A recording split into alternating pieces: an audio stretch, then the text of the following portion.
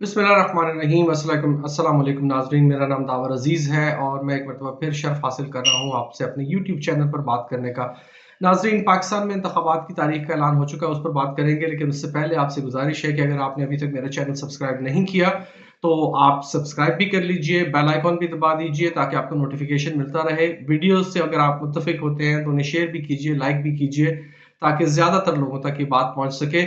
और गुजारिश ये है कि आपके कमेंट्स मेरे लिए बहुत कीमती हैं, तो अपने कमेंट्स से मुझे ज़रूर नवाजिए। कहाँ मैंने गलती की, कहाँ मैंने दुरुस्त कहा, उससे हमें राह मुतय्यन करने में बड़ी मदद मिलती है। तो आते हैं मौजू की तरफ। 8 फरवरी नाज़रीन, पाकिस्तान में इलेक्शंस की तारीख का इनकाद करने का ऐलान कर दिया गया है इलेक्शन कमीशन की तरफ से। सदर मुमलिकत की मंजूरी के बाद सुप्रीम कोर्ट ने ये तारीख अनाउंस कर दी और उन्होंने कहा है कि ये जो written in the stone, writing in the stone है, पत्थर पे लकीर है ये, और ये डेट चेंज नहीं होगी। बड़ी खुशाइंद बात है। लेकिन मैं थोड़ा सा जब मैंने कल अपना आखिरी वीलॉग किया था इसी टॉपिक पे, उसके बाद मैंने थोड़ी सी तफ्तीश भी की, तहकीक भी की, और मैं थोड़ा सा मुतफक्किर हूँ इस बारे में, मुझे फिक्र है इस बारे में।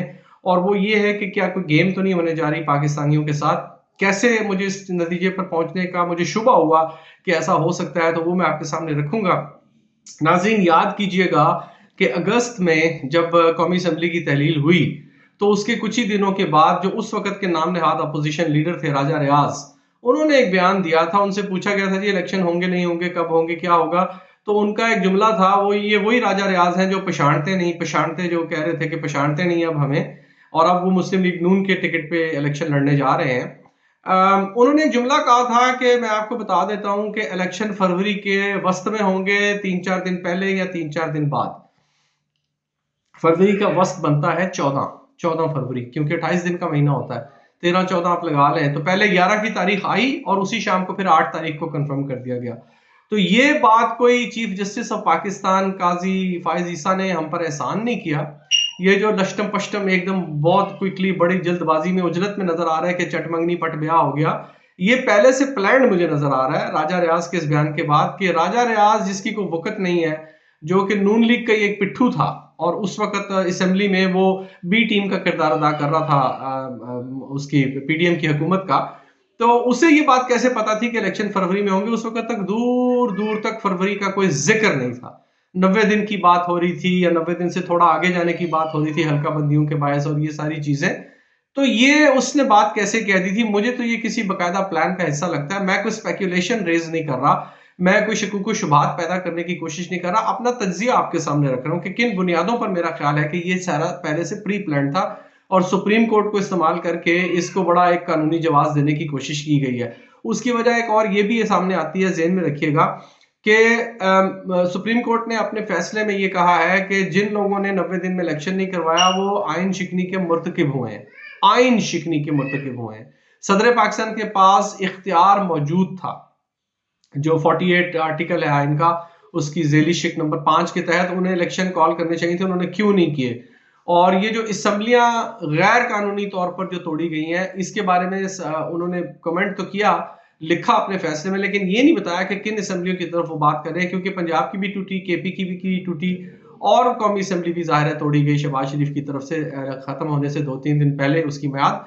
तो किस असम्बली की तरफ वो इशारा कर रहे हैं, या उनका इशारा जब इमरान खान साहब ने तहरीक अदम एतमाद को, स्पीकर कौमी असम्बली जो डिप्टी स्पीकर थे उस वक्त कासिम सूरी साहब, जिन्होंने रूलिंग दी थी कि ये तहरीक पेश नहीं हो सकती क्योंकि इसमें साजिश है, और तारीख अदम एतमाद उन्होंने निपटा दी, उस पर वोटिंग की इजाजत नहीं दी। उसके फौरन बाद जब वजीर आजम इमरान खान ने, उस वक्त के जो वजीर आजम थे, उन्होंने कौमी असम्बली तोड़ी, तो क्या उसको उन्होंने गैर कानूनी तौर से कौमी असम्बली तोड़ने का कहा? मेरा ख्याल है कि उनका इशारा इसकी तरफ है, और सदर ने जो उसकी तौसीक की, उसको भी, सदर को भी वो लपेटे में लाए।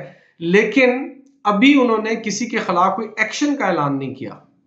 आप देख लीजिए कि अगर पंजाब की असम्बली टूटी, केपी की टूटी, नीयत देखनी चाहिए, ये गालिबन अतर मिनल्ला साहब ने कहा, जो जस्टिस हैं, कि नीयत देखनी चाहिए कि क्यों तोड़ी गई, वगैरह वगैरह, ये सारी बातें की गई हैं, लेकिन किसी को कसूरवार नहीं ठहराया गया, और इसे ओपन टू इंटरप्रिटेशन छोड़ दिया गया है। इसे बहस के लिए, मेरा ख्याल है, जानबूझकर खुला छोड़ दिया गया है कि आने वाले दौर में, आने वाली हुकूमत में इस चीज को बुनियाद बनाकर, सुप्रीम कोर्ट के फैसले को बुनियाद बनाकर बाज लोगों को मजीद रगड़ा लगाया जा सके।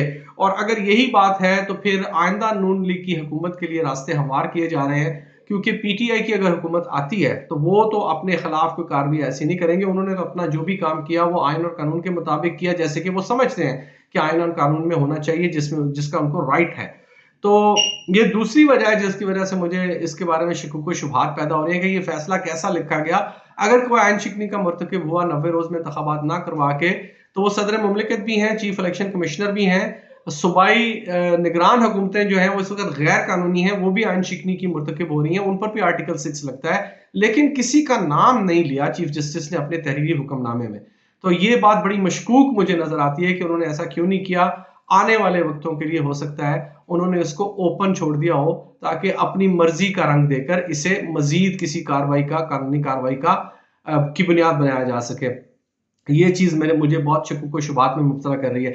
और एक सबसे बड़ी बात मैंने कल अपने वीलॉग में ये कहा था कि ये इलेक्शन किसी बकायदा डील के तहत हो रहे हैं, या वैसे ही किसी को कानून का बड़ा ख्याल आ गया, दर्द उठा है, पेट में मरोड़ उठा है आइन और कानून की पासदारी का, तो ये फैसला जल्दी में किया गया है। ये पता चल जाएगा। आप नजर रखें कि क्या इमरान खान साहब को, ये मैंने दूसरे नंबर पर कहा था, पहले नंबर पर मैंने कहा था कि नजर रखें कि नवाज लीग का इसके ऊपर क्या रिएक्शन आता है, नून लीग इसके बारे में क्या कहती है।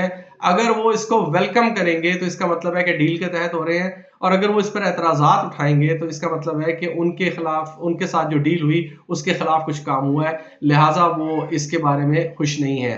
पीपल्स पार्टी तो वैसे ही ना 3 में ना 13 में, वो तो इलेक्शन चाहते हैं इसलिए, और पीटीआई की शमूलियत भी उसमें इसलिए चाहते हैं कि फिर उनके हाथ में बार्गेनिंग पावर आ जाएगी। कैसे आएगी ये मैं किसी और व्लॉग में बताऊंगा। लेकिन इन चीजों को सामने रखते हुए अब, और दूसरी बात मैंने कही थी कि क्या पीटीआई को इलेक्शन लड़ने की इजाजत दी जाएगी, क्या उनसे बल्ले का निशान छीना जाएगा, क्या एज अ पार्टी, क्योंकि वो तकरीबकारी में जैसे मुबैना तौर पर मैं कहूंगा कि वो मुलव्वस है, तो उन्हें इलेक्शन से बाहर रखा जाएगा। इन दो चीजों के ऊपर मैंने कहा था कि अब बेस होगा। अभी तक तो पीटीआई को बैन नहीं किया गया, उनके केसेस पेंडिंग हैं, और Sikandar Sultan Raja chief election commissioner जो मर्जी कहता रहे कि बड़े इंस्पायर्ड थे पीटीआई के चेयरमैन से, इमरान खान साहब से, और पसंदीदा शख्सियत थे वगैरह वगैरह। असल बात उस वक्त सामने आएगी जब पीटीआई के खिलाफ मुकदमात का जो इलेक्शन कमीशन में पेंडिंग है इस वक्त, उसका फैसला आएगा। ये बड़ा इंपॉर्टेंट नुकता है। लेकिन कल, बल्कि आज, मियां जावेद लतीफ जो एमएनए थे मुस्लिम लीग नून की तरफ से, इन्हें नवाज शरीफ का माउथ पीस समझा जाता है कि जब नवाज शरीफ ने कोई फ्लेयर छोड़ना होता है ना, कोई हवाई छोड़नी होती है, तो पहले इस किस्म के लोगों को वो आगे करते हैं, मियां जावेद लतीफ टाइप के। ये सरासर बड़े सख्त एंटी एस्टेब्लिशमेंट आदमी हैं, और बिल्कुल नवाज शरीफ के चरणों में बैठे हुए हैं, उनके चरणों को छू कर ही अपने मुंह से कोई जुमला निकालते हैं। मैं मियां जावेद लतीफ का बयान सुन रहा था, उन्होंने ये कहा कि जी इलेक्शन में लेवल प्लेइंग फील्ड होना चाहिए, हर सियासी जमात को हिस्सा लेने की इजाजत होनी चाहिए, किसी पर कोई कदगन नहीं होनी चाहिए, हम चाहते हैं कि सारी पार्टियां खुलकर इंतखाबी मैदान में मुकाबला करें। ये बयान मेरी नजर में नवाज शरीफ साहब की मर्जी के बगैर नहीं दिया जा सकता। ये बयान वो मियां नवाज शरीफ की मर्जी के बगैर नहीं दे सकते, जहां तक मैं समझता हूँ इनकी सियासत को। तो इसका मतलब तो यही है कि नवाज शरीफ की जमात, नवाज शरीफ खुद, उनका खानदान इलेक्शन की इस डेट से मुतमईन है, और अगर वो मुतमईन है तो वो बगैर डील के कभी मुतमईन नहीं होते। ये उनकी हिस्ट्री है, उनकी तारीख है। आज तक उन्होंने जो भी काम किए हैं वो डील के बगैर नहीं किए। वो लीडर तो है नहीं, वो तो डीलर है। तो अगर जावेद लतीफ के बयान को इसी पैराए में देखा जाए और वो उसका वही मतलब लिया जाए जो उन्होंने कहा है, तो फिर मेरी नजर में नवाज शरीफ की मर्जी के बगैर ये नहीं हुआ। और अगर नवाज शरीफ इस डेट से राजी हैं, खुश हैं, तो इसका मतलब है कि ये तमाम चीजें उनकी मर्जी से हो रही हैं, और इलेक्शन में किसी बड़ी धांधली का प्रोग्राम है। आप याद कीजिए, मैंने अपने पिछले एक वीलॉग में कहा था, काफी दिन गुजर गए इस बात को, गालिबन 2 हफ्ते हो गए हैं, मैंने अपने वीलॉग में कहा था कि अगर आप इलेक्शन की डेट देखना चाहते हैं कि इलेक्शन कब होगा, तो सिर्फ इस बात पर नजर रखें कि नवाज शरीफ पाकिस्तान में कदम रंजा कब फरमाएंगे, पाकिस्तान नवाज शरीफ कब आएगा। मैंने आपसे कहा था कि जिस दिन वो लैंड करेगा उसके 4 माह के बाद लगभग तकरीबन आपको इलेक्शन की डेट अनाउंस होती हुई मिलेगी। आप गिन लीजिए, 21 अक्टूबर को आए थे, नवंबर 1, दिसंबर 2, जनवरी 3 और फरवरी 4, तो वही 3.5 पौने 4 महीने के बाद इलेक्शन की डेट हुई है, जैसे कि मैंने अर्ज किया था। इसका मतलब यही है कि ये इलेक्शन मेरी नजर में तो किसी डील का नतीजा है। हो सकता है मैं गलत हूं, आप अपनी राय से मुझे आगाह कीजिए, अगर मैं गलत हूं मैं अपनी तस्दीक कर लूंगा। मेरा तज्जिया ये कहता है कि ये इलेक्शन की जो एकदम आनन फानन झटपट जो काम किया गया है, इसमें नून लीग की पूरी मर्जी शामिल है, वो इस प्लानिंग में शामिल है। हमारी अदालतें कॉम्प्रोमाइज्ड हैं, इसमें मुझे कोई शक नहीं है। लेकिन इलेक्शन की तारीख पर अब मुझे बड़े शदीद शकूक व शुबहात हैं कि इलेक्शन होंगे तो इसी दिन, जैसे कि चीफ जस्टिस साहब ने उसे जंजीर से बांध के ताला लगा के चाबी फेंक दी है इस डेट को, इलेक्शन होंगे ही नहीं इसी डेट पर। लेकिन कैसे होंगे, उन्हें कैसे रिग किया जाएगा, पीटीआई के साथ क्या सलूक होगा इन इलेक्शंस में, मुझे नहीं लगता कि इसमें कोई खैर मुझे नजर आ रही है। लेकिन बहरहाल अगले चंद एक दिनों में देखते हैं कि पीटीआई की लीडरशिप के साथ क्या सलूक होता है, उनके खिलाफ जो इलेक्शन कमीशन में पेंडिंग मुकदमात हैं उनका क्या फैसला आता है, वहां से बात मजीद वाजे हो जाएगी। आखिर में मैं आपसे गुजारिश करूंगा एक दफा फिर के चैनल लाइक और सब्सक्राइब कर लीजिए, इससे हमें हिम्मत मिलती है, हमारी बात ज्यादा लोगों तक पहुंचती है और हौसला अफजाई होती है। कमेंट जरूर दीजिए, वो बहुत इंपॉर्टेंट है हमारे लिए। और बेल आइकॉन भी दबाइए, वीडियो लाइक और शेयर कीजिए अगर आप पसंद करें तो। मैं आपके लिए दुआ गो हूँ, आप मेरे लिए दुआ कीजिए। पाकिस्तान हमेशा जिंदाबाद।